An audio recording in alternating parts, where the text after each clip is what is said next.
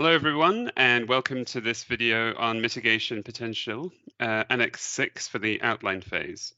I'm your host, Gurmeet Singh from the Technical Support Unit of the Mitigation Action Facility, and today we're diving into Annex 6 Greenhouse Gas, or GHG, Mitigation Potential to provide you with some guidance on how to fill this out. Annex 6, Mitigation Potential, plays an essential role in assessing the outlines. It is an Excel document which is mandatory to use and which supports the estimation of direct and indirect mitigation impacts from the project, meaning from the technologies and/or practices that the project intends to promote. To help applicants navigate this complex process, the mitigation guideline is available on the Mitigation Action Facility website.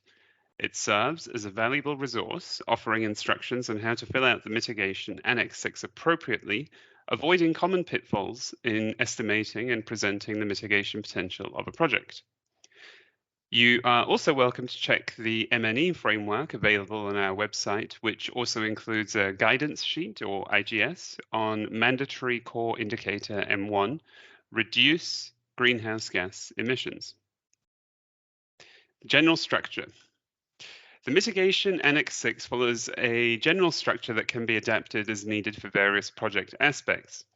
The mitigation potential is crucial as it indicates the direct and indirect contributions of a project to the decarbonisation targets set by a country's nationally determined contributions, NDC. The Excel consists of 8 sheets in total.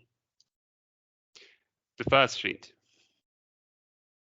This sheet clarifies the document structure and offers instructions for completion. It employs a color code to highlight cells for user input. Before working on the Mitigation Annex 6, it is advisable to review this sheet. It also includes references to important sources of information and relevant sections of the mitigation guideline for additional guidance for every sheet in the annex. Next sheet, checklist. This sheet serves as a tool to ensure that all required information is included. It is linked to individual sheets 1 to 5 and their respective elements. The color coding system indicates completeness, red for missing information and blue when information has been provided. Overall, multiple cells must be filled out for checklists to turn green, indicating completeness. It's important to note that the checklist doesn't validate the quality or accuracy of the data. It only checks for completeness. Be aware, the cell's colors in the checklist sheet changes automatically once the input is inserted in the respective sheet. Next sheet, slide, results. This sheet provides the final mitigation potential once all relevant sections, or rather sheets of the annex, are completed. However, you also need to fill out some data yourself. Here you enter the project-specific information such as country, project title, applicant, date, and version of the document. Same for project duration, requested project funding, and the priority sector. You can indicate up to 2 priority sectors as applicable. This sheet includes the following. Direct GHG mitigation potential. Formulas are pre-filled to calculate the mitigation potential during the project duration, 10 years after the project ends, and for the technology's lifetime. Generally, these pre-filled formulas are correct and applicable across different sectors and project scenarios, and designs, and so on. However, if some project-specific circumstances require adjustments, use formulas with cell references instead of simply copying values. Be aware, it has come to our attention that there's a little hiccup in the formulas provided for direct mitigation potential calculations in the results sheet. We understand that accuracy is crucial and we want to make sure everyone has the right tools at their disposal. It appears that the current formulas on the results sheet regarding the direct GHG mitigation potential might not be working to reflect the results automatically. Please look at the guidance provided here in the video. As you can see, in case the formula does not work automatically, you could copy the value from cell C88 in the results sheet to cell D32 and copy the value from cell D88 in the results sheet to cell E32. For correct values on technology lifetime, please refer to sheet 3, direct mitigation. For instance, for a tool mitigation potential over the technology lifetime, copy the value of cell X125 to cell F32 on the sheet 1 results. Annual average mitigation potential for a technology lifetime that should appear in cell F31 of the results sheet shall be copied from cell W125 of the sheet 3 direct mitigation. As soon as these values are entered, all other calculations will happen automatically. We apologize for the inconvenience. For indirect GHG mitigation potential, all formulas are pre-filled and correct. Please only change them in case of some project-specific circumstances. Then we have performance indicators such as mandatory cost efficiency indicators. These are also calculated based on the pre-filled formulas in the Annex. Be aware, you may see unfavorable cost efficiency due to miscalculations in GHG emissions. So please always double check your numbers. Given the problem with a few formulas in direct mitigation tables as outlined before, you will be able to see correct values related to cost efficiency only when you enter data on direct mitigation potential following our instructions as outlined a few moments ago. Summary table. Values from the summary table in this sheet should be copy and pasted into the project outline document in an open application platform or OAP. As with other sections, if any changes are made to the formulas, they should be reported and justified. Sheet 2, parameters and assumptions. This sheet allows you to list and keep record of all parameters and assumptions applied when calculating the mitigation potential of your project. It is crucial for ensuring transparency and also makes it easier for you to update the input parameters if needed in the future, ensuring that all data sources are clearly documented. One of the mandatory requirements for you is to define the assumed lifetime for the technologies promoted by the project. Please remain conservative and explain as well as provide sources backing your assumption as far as possible. When working on sheet 2, consider the following. Number 1, specify the unit for each parameter. Number 2, provide a detailed explanation of each parameter. Abbreviations should only be used after introducing the full name. Thirdly, specify the source of the parameter and its value. Use peer-reviewed, publicly available data if possible.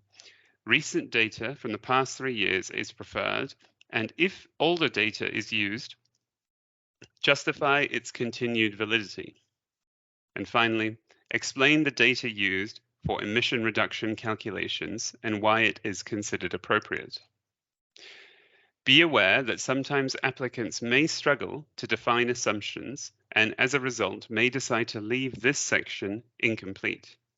We would encourage you not to do so and provide the relevant data as much as possible.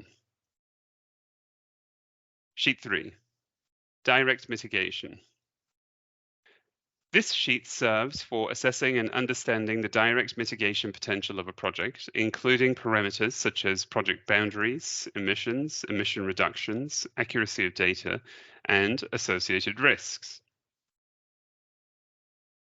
The sheet starts with the definition of a direct mitigation potential and the relevant timing of the mitigation effect.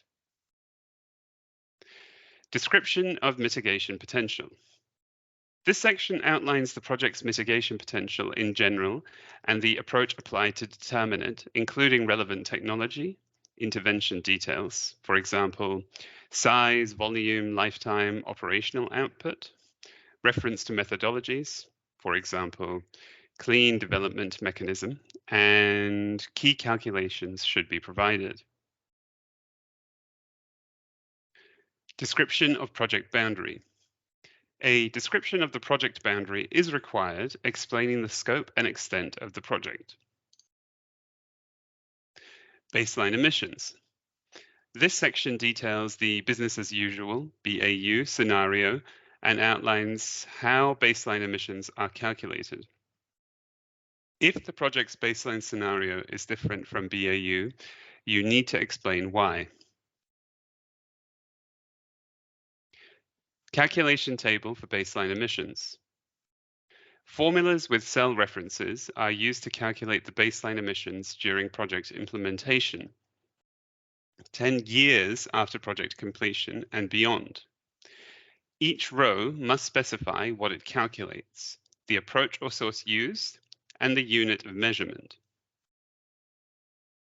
Project emissions, PE. This section explains and calculates project emissions. It is similar to the calculation of baseline emissions, but here you need to list and quantify emissions that will result from implementation, application, use of the technology, and/or practice promoted by your project lying within the project boundary. Leakage emissions, LE. Here you can explain and calculate leakage emissions that may occur due to implementation of your project. You can choose predefined answers from a drop-down menu and provide additional details if necessary. Emission reductions, ER. Emission reductions are typically calculated using pre-filled formulas, but project-specific adjustments are allowed upon a condition that you provide a justification for that. Formulas with cell references must be used. Overall accuracy. An estimation of the accuracy of the mitigation potential is required. This provides a rough understanding of the reliability of your calculations. Risks. Project-specific risks and predefined risks are evaluated and explained, with drop-down lists used to specify risk levels. Risks should be cross-checked with the project log frame, which is Annex 2, supplementing the outline. Rebound effect. Rebound effects are described and estimated in terms of their level based on a drop-down list provided. Projects that do not expect rebound effects must justify their position. Be aware, for the outline phase, it is not mandatory to consider rebound effects. Nevertheless, we would encourage you to investigate and describe any potential rebound effects early on to ensure plausibility of calculations. Sheet 4, Indirect Mitigation. This sheet is structured similarly to Sheet 3, Direct Mitigation, but focuses on the indirect mitigation potential of your project. The sheet starts with the definition of indirect mitigation. Keep in mind that in case of uncertainties, you can always find more detailed definitions and explanations in the mitigation guideline. The sheet on indirect mitigation contains the same sections as Sheet 3 and follows the same format for describing the approach to indirect mitigation. For simplicity, you can choose from a drop-down list whether the approach is the same as that applied to direct mitigation. If the approach to estimating the indirect mitigation potential of the project is the same as for direct mitigation, there is no need to repeat the description. If the approach is different, please make sure to describe it. Regardless of whether the same approach is used for indirect and direct mitigation, data must be provided in all related calculation tables, meaning BAU emissions, project emissions, and leakage emissions. Unlike direct mitigation, the determination of accuracy, risks, and rebound effects is not mandatory for indirect mitigation. Be aware, in previous calls of the Mitigation Action Facility, the plausibility of direct and indirect emissions reductions varied, with some showing insignificant reductions and others overestimating the mitigation potential of a project. Therefore, it's essential for applicants to adopt a conservative approach when estimating the mitigation potential. Also ensure that calculations can be traced back and do not use hard-coded figures. Sheet 5, cross-border mitigation. This sheet is optional and only needs to be completed if relevant to the project. This sheet helps applicants to account for and quantify the cross-border effects of their planned activities as applicable, which means it is designed for applicants that anticipate achieving mitigation impacts across national borders. It is essential to verify that the country where these cross-border effects occur is eligible to receive funding from the Mitigation Action Facility. Be aware, in the outline phase, the information provided regarding cross-border impacts can be qualitative and descriptive. When working on this sheet, firstly, choose from the drop-down list if cross-border mitigation is expected in the project or not. If the answer is yes or not sure, description boxes appear. Please fill out the boxes as required. Provide a description of the anticipated cross-border mitigation effects. This description should explain the scope of cross-border mitigation in terms of processes, technologies, and outline how it relates to the Mitigation Action Facility funded project. Geographical location, where cross-border mitigation is expected. Specify the country or region where cross-border mitigation is expected to occur. Note that cross-border mitigation is only accountable if it takes place in countries eligible for funding by the Mitigation Action Facility. Approach to estimate the mitigation. If known, briefly describe the general approach to estimating and calculating cross-border mitigation. This description should include the approach used, the baseline, as well as your monitoring methodology and any assumptions made. Volume of cross-border mitigation. Be aware, in the outline phase, provide an initial estimate of the expected volume of cross-border GHG emission reductions if available. Sheet, standards and methodologies.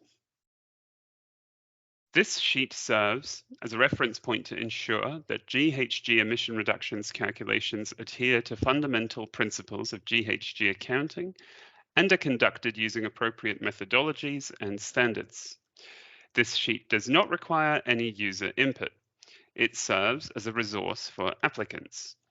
The list offers recommendations and guidance on available methodologies and standards. Users are free to choose other appropriate methodologies and standards as well. The Mitigation Action Facility does not mandate the use of a specific methodology or standard, nor does it favor one over another. Summary. Annex 6 Mitigation Potential is a constituent part of the outline submission. This Excel-based tool estimates direct and indirect mitigation impacts. During the project outline phase, applicants outline their emissions reduction plans within a specific sector and estimate their mitigation potential, applying a conservative approach. The mitigation guideline published on the Mitigation Action Facility website provides valuable guidance on Annex 6, helping applicants avoid common errors when presenting the mitigation potential of their projects. Thank you very much for listening, and good luck.